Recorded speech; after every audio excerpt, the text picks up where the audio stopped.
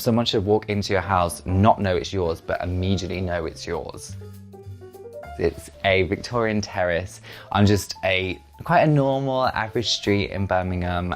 You kind of get a glimpse in through the window of like a million plants, and then when you come through the door you kind of awash with all this colour and like playful interiors, and I quite like that little secret surprise. I don't even think my neighbours know, so it's a nice little secret.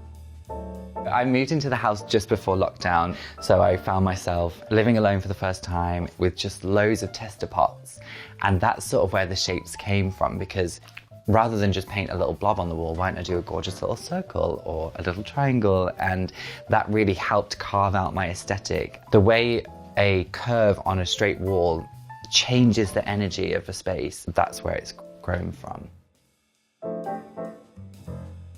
My design process always starts with the colour palette, so I pair all the paints together and just see what works, and then I start to build out into furniture and furnishings and as many plants as I can fit into the space. The first room that I painted was the dining room, and I actually just painted it all orange with a white ceiling and a blue picture rail, and my family were like, oh my gosh, this is a bit crazy rich. As the shapes developed, I was kind of emboldened by the use of colour, and it just got more and more dramatic, and they were like, okay, now you've officially lost it. But when they finally got to be able to come to see the space after lockdown was lifted, they were like, this is so cool, and they're super proud of it, and so am I.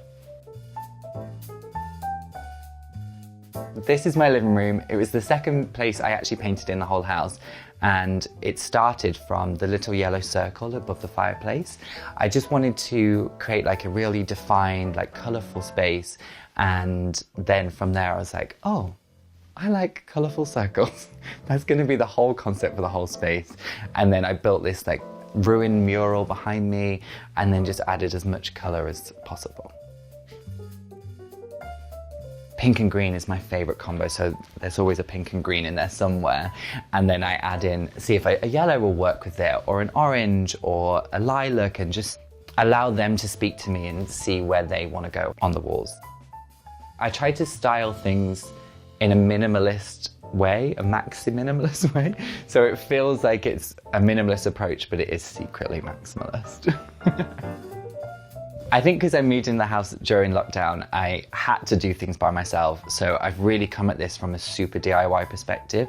I've like built tables, I've done curtains, I've painted the walls. I'm super proud that I've like been able to turn my hand to like most of the features in the house. When I am designing a space, I try not to look at Instagram too much. I think if you start to look at what other people are doing, it can naturally affect the way your focus and your inspiration, and you start to pick up things that they've done, and it becomes a bit of a hodgepodge.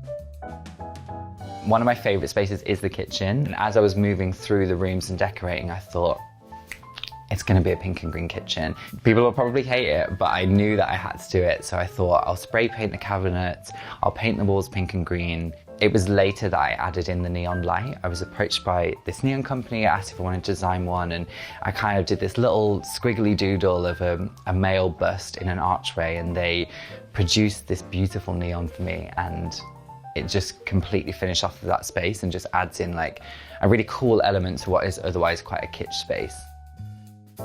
As my Instagram started to grow, I think when I hit 7K, I did a post where I was sat in the kitchen smiling, and the caption said, it's been my lifelong dream to be sat smiling in my kitchen in World of Interiors. So this is a incredible full circle moment. I can't believe I'm here.